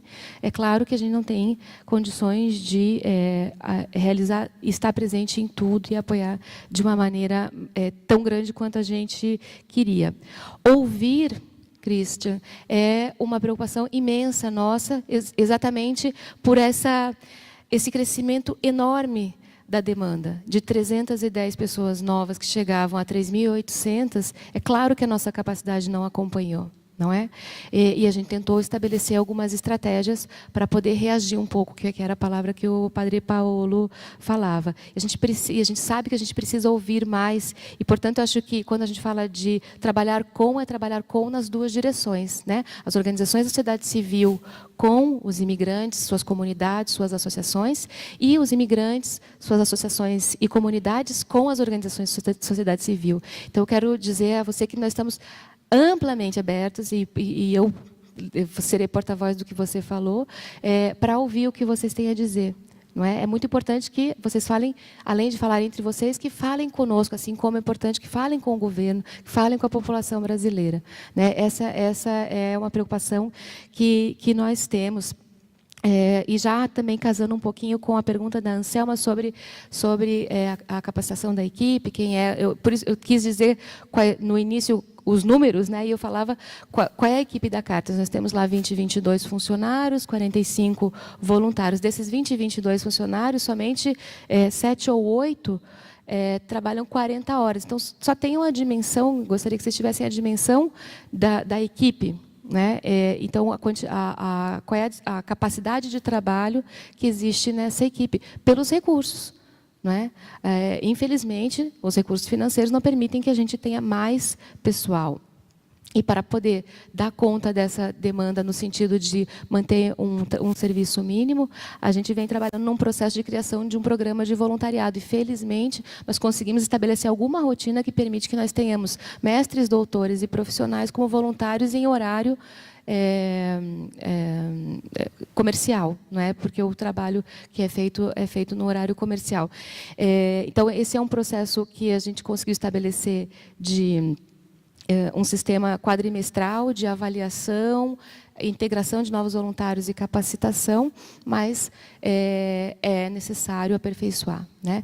Então, fica o convite, Christian, que a gente possa ouvi-los, que vocês possam nos procurar para nos apontar quais são as mensagens que vocês precisam que sejam modificadas. Tá? E é importante dizer que não há nenhuma política, nenhuma decisão. Ao contrário, se existe alguma política, decisão e orientação, é de não haver distinção alguma por nacionalidade, né? E o que a gente percebe é que a limitação dos serviços induz as pessoas realmente a perceber que, por alguma característica sua, o serviço está sendo negado. Mas o fato é que não existe essa decisão e orientação, eu gostaria de deixar isso bem claro, para que essa dúvida não pairasse. Mais um ponto, eu acho que eram essa questão, as sugestões da colega. A questão das mulheres, é importante essa colocação da Anselma, até porque na verificação dos nossos números, de 4 anos para cá, a gente percebe que o índice de mulheres na população que a gente atende tem aumentado. Né? Era de 17% em 2013 e agora já de 36%, e um grande número de mulheres chefes de família. Então, essa preocupação a gente tem buscado, acho que o Vini vai falar do Empoderando Refugiadas, que é uma iniciativa conjunta com o Acnur, que é uma proposta de capacitação e integração de mulheres no mercado de trabalho. A gente tem trabalhado um tanto a questão de violência contra a mulher, especialmente apoio em casos individuais, mas também em grupos de mulheres. Isso já tem mais de 3 anos que nós temos feito grupos de mulheres e buscando parcerias também com coletivos que trabalham especificamente com atendimento, a promoção da mulher. Sobre a questão, só um aspecto da segurança também, que foi uma questão da fala que surgiu, essa preocupação tem sido tão importante para a gente tem uma iniciativa com o Ministério Público, com a Promotoria de Defesa de Direitos Humanos, porque nós vimos que já não bastava mais tentar encaminhamentos de casos individuais, era necessário também partir para uma incidência, e a gente iniciou essa estratégia com o Ministério Público, com a Promotoria de Defesa de Direitos Humanos, nesse ano, porque sabemos desses episódios, da gravidade, da frequência com que eles acontecem também. Muito bem. Então, continuo agradecendo todas as contribuições. Não vou repetir as coisas que a Larissa já tocou. Queria comentar, acrescentar que, nível municipal, a primeira pergunta, tivemos tentativa de bancarização, aquela de ajudar acordos também, de abrir contas, mas, na minha opinião, está muito falha a realização. Quem é migrante e refugiado sabe a dificuldade ainda de abrir contas nos bancos, apesar da tentativa da prefeitura. Teve o Pronatec, que foi algo pontual, faltou um programa, diria, articulado e que durasse, fosse permanente. Então, eu acho que, de novo, foi uma faísca jogada, mas não foi algo bem planejado. E, nível de Estado, gostaria de dizer a Casa Terra Nova, que tem um perfil muito específico, e o ciclo do imigrante, que a gente tem esperança que um dia comece a funcionar realmente. Acho que vale a pena dizer que o TAC da Zara colocou 8 milhões de reais para abrir esta estrutura, este centro integrado.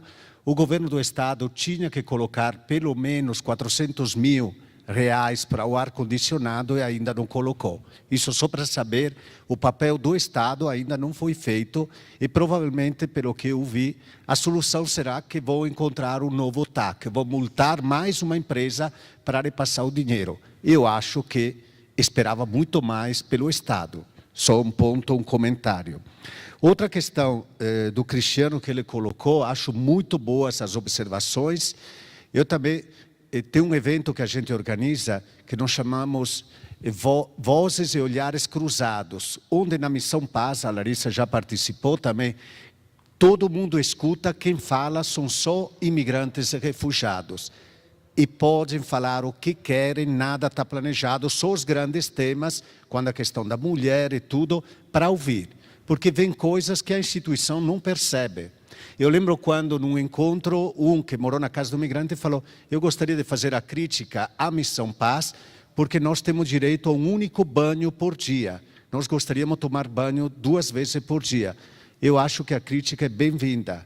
Só que quando temos 13 mil reais para pagar todo mês de água, não é fácil administrar com a questão do banho. Então, isso para ver a complexidade da resposta. Mas a crítica, acho, foi bem-vinda, e assim outras.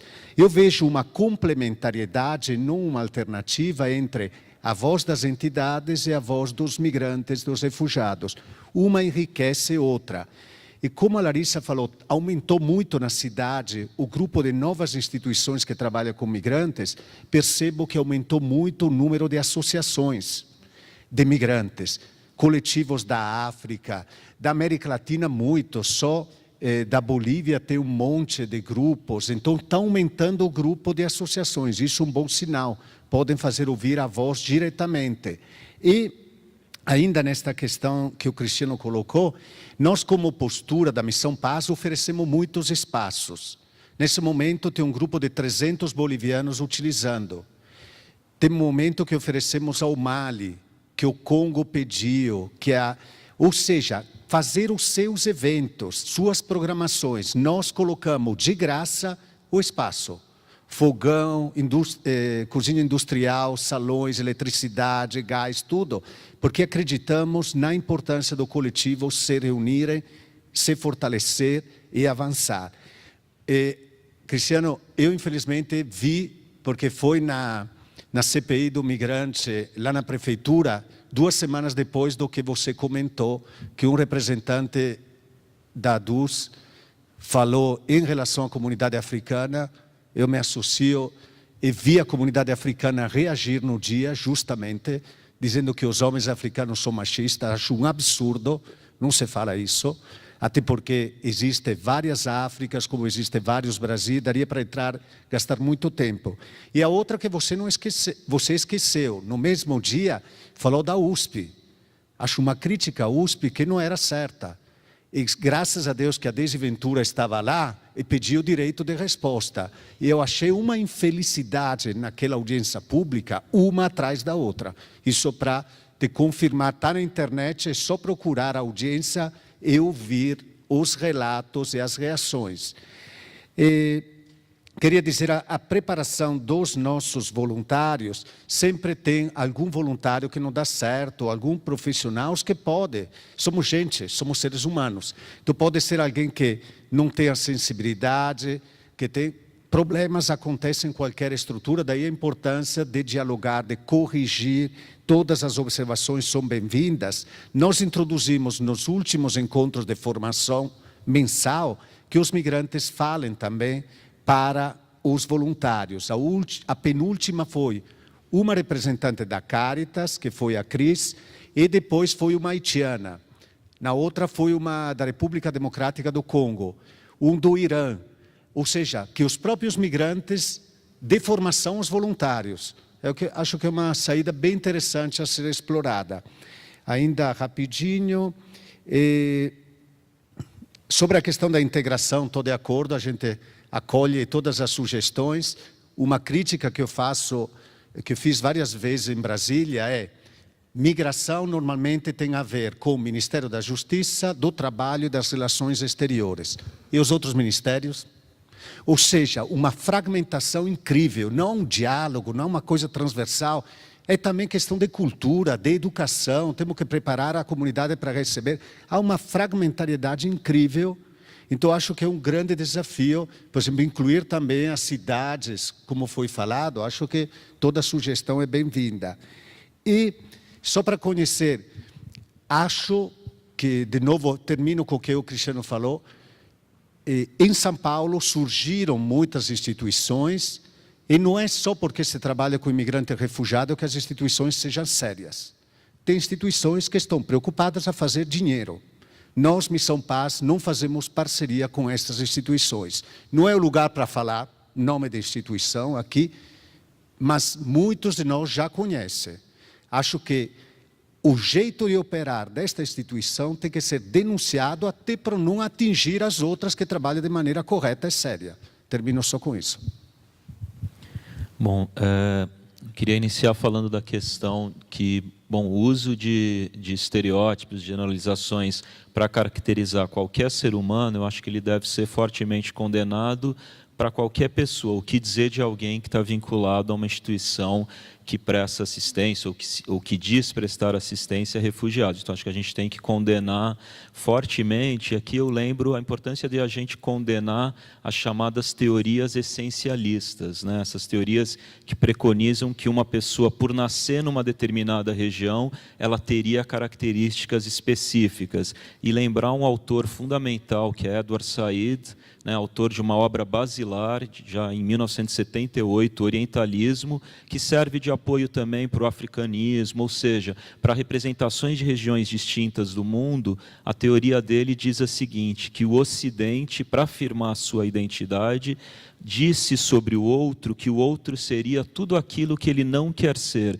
Então, que o outro seria irracional, preguiçoso, violento, e a gente tem que combater essas teorias por meio de uma outra teoria desse mesmo pensador. A gente pode pensar na teoria de identidades múltiplas. Todos nós somos brasileiros, mas temos também uma outra origem. Somos altos ou baixos, gostamos de xadrez, de dama ou de vôlei, nadamos, enfim, nós somos um conjunto de elementos identitários. Então, qualquer pessoa que tenta reduzir um ser humano, o que dizer de um grupo coletivo, a uma característica, deve ter a nossa condenação permanente, né, para que isso não aconteça. Eu acho que a academia tem um papel muito importante nesse caso, já que esse é um movimento recorrente na história.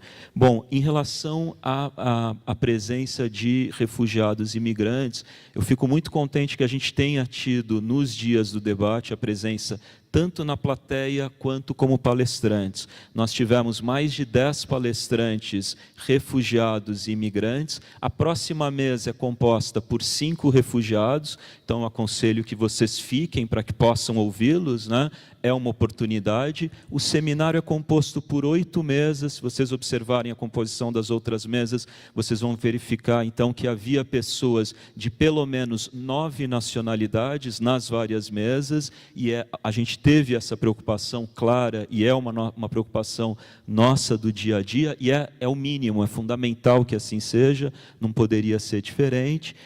Eu queria mencionar também que na Bibliaspa, a maioria dos cursos é ministrada por refugiados. Então, são os refugiados que dão aula de inglês, de francês, de árabe, de espanhol, de cultura africana, de cultura árabe, de cultura haitiana, de cultura magrebina. É uma oportunidade de ter aula com os refugiados diretamente. Então, são os refugiados que estão transmitindo seu conhecimento a brasileiros, né? São os brasileiros que estão aprendendo com os refugiados, que têm o privilégio de aprender com os refugiados. Sobre a questão da segurança, do racismo, da intolerância, é sim um tema fundamental. Houve uma mesa ontem específica sobre isso, sobre generalizações, discriminações, sobre o fato de que para muita gente no Brasil e no mundo, refugiado é uma questão de segurança. É claro que não é. Refugiado é uma questão de direitos humanos.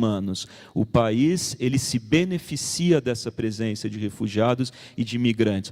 Ok, existem aspectos outros que devem ser considerados, mas encarar o fenômeno migratório como uma questão de segurança nacional é um erro histórico no Brasil e para o qual muitas pessoas têm atentado, e há movimentos de mudança disso. Bom, em relação também a essas pessoas oportunistas que se aproveitam de outras pessoas, especialmente de pessoas em vulnerabilidade, para beneficiar instituições e para obter apoio financeiro, eu acho que é lamentável, né? É o nível mais baixo da humanidade. Eu acho que realmente a gente só merece o nosso total desprezo e a nossa total condenação, né? E aqui eu menciono, houve uma pergunta em relação às questões de apoio financeiro. No caso da Bibliaspa, na realidade, as dificuldades financeiras são tão imensas, né, e são tão grandes que, na realidade, o que a gente pede é mesmo a intervenção de pessoas que lidem com isso. Como a instituição é composta essencialmente por intelectuais, acadêmicos, artistas, pessoas vinculadas à cultura, que não são necessariamente conhecidas pela sua preocupação com aspectos financeiros, porque se fossem, optariam por outras áreas, né? É raro as pessoas nessas áreas que, na realidade, têm como prioridade na sua vida a questão financeira, então a gente, na realidade, até deixa aqui um chamado para pessoas que são atuantes nessa área para participarem e ajudarem a pensar em soluções. Em relação à questão das parcerias, nós temos muitas parcerias institucionais, ou seja, parcerias com universidades, parceria com o Ministério das Relações Exteriores, que há mais de 15 anos, convênio, né, que reconhece o nosso trabalho como um trabalho importante, com o Ministério da Educação, convênio com muitas e muitas universidades mundo afora, convênio com a Unesco, que reconhece o trabalho da Bibliaspa como um trabalho que promove a cultura de paz. Temos um convênio com a Caritas.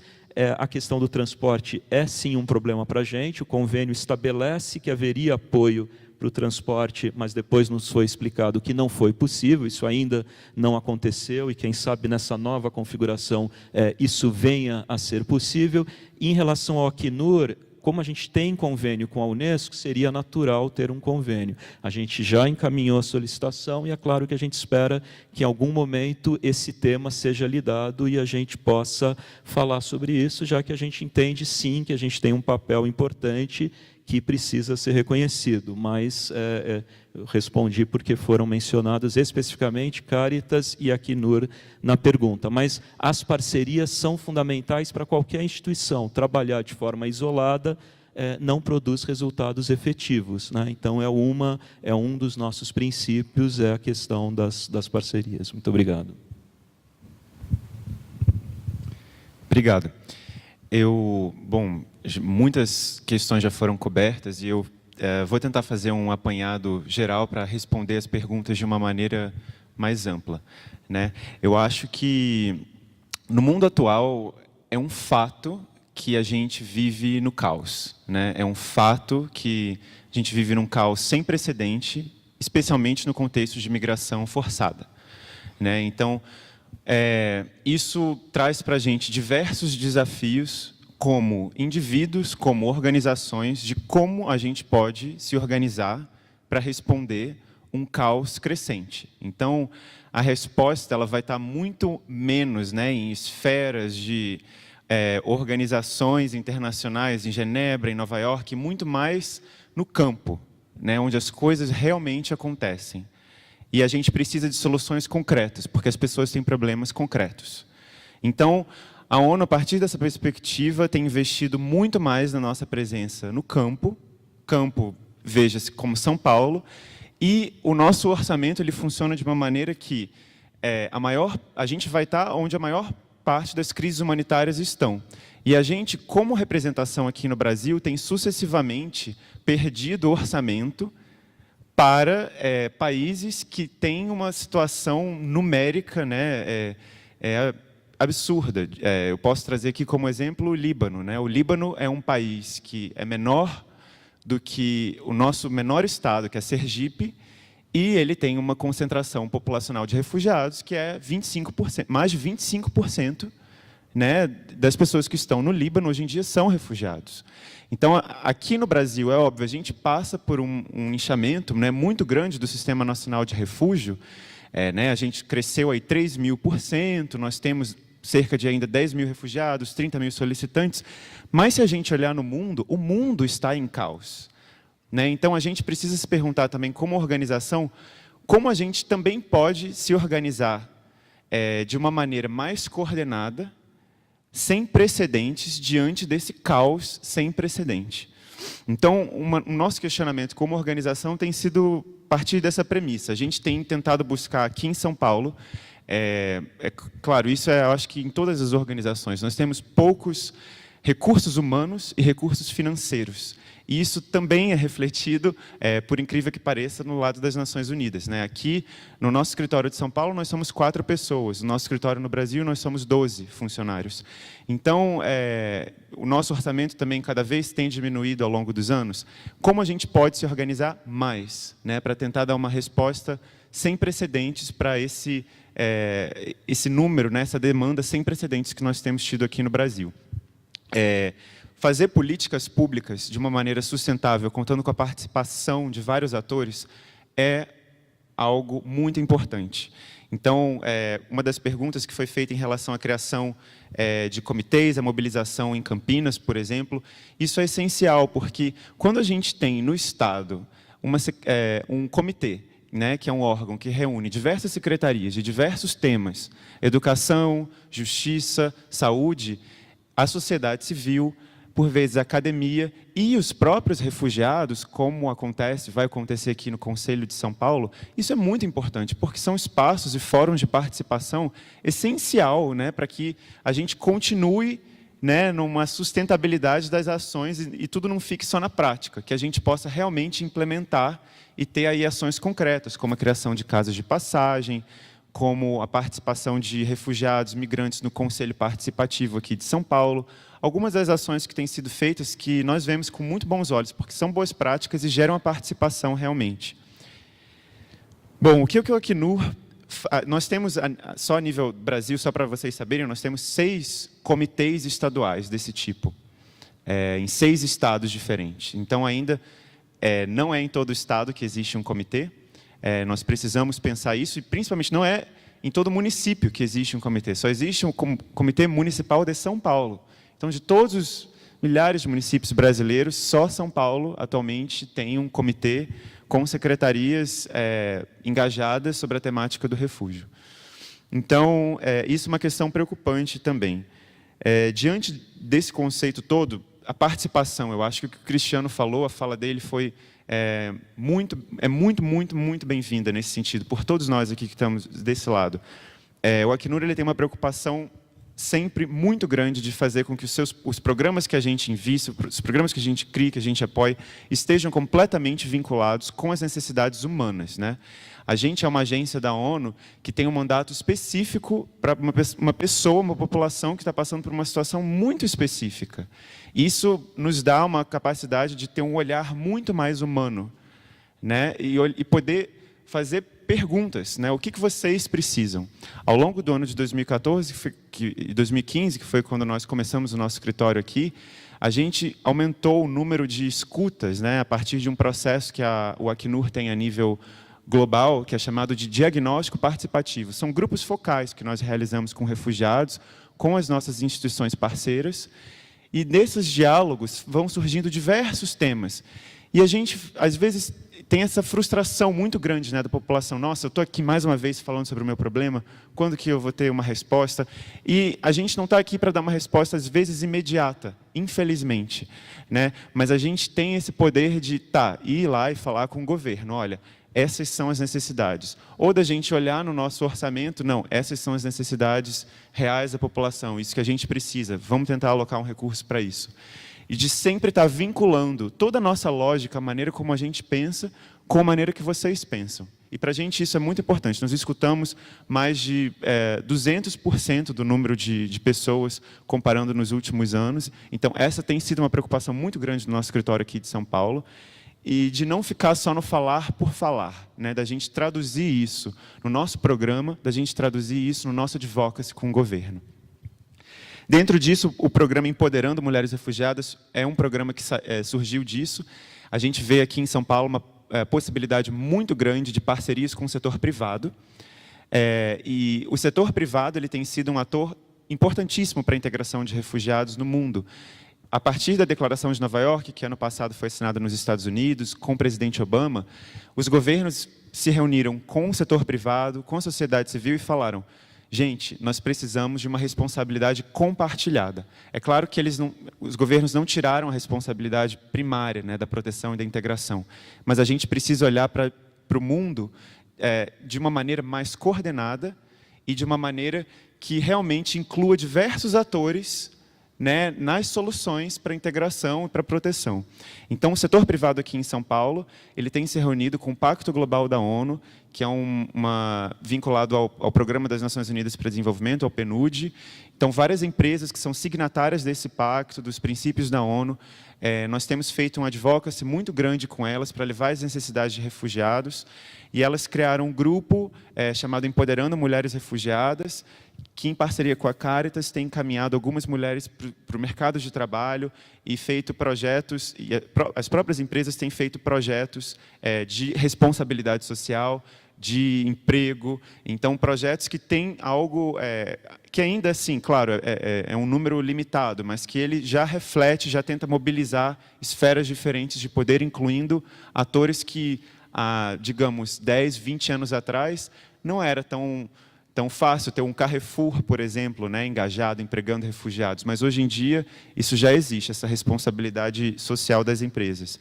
Então, ano passado também nós fizemos um projeto chamado Creatathon, em parceria com o Google e com uma organização da sociedade civil aqui de São Paulo chamada Migraflix.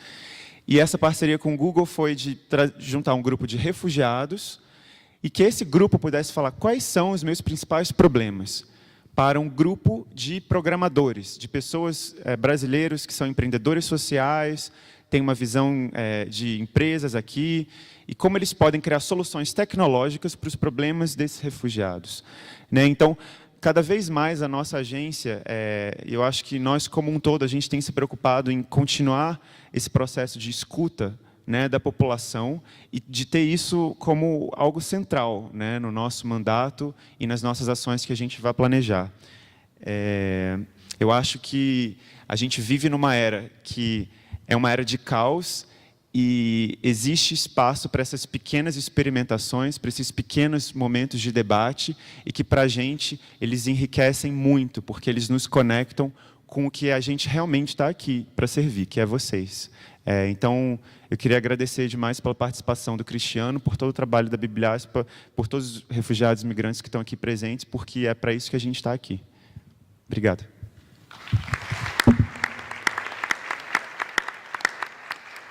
Então, queria agradecer novamente ao Vinícius Feitosa, do Alto Comissariado da ONU para Refugiados, muito obrigado pela presença, ao Padre Paulo Parisi, da Missão Paz, muito obrigado, doutora Larissa Leite, também muito obrigado, da Caritas.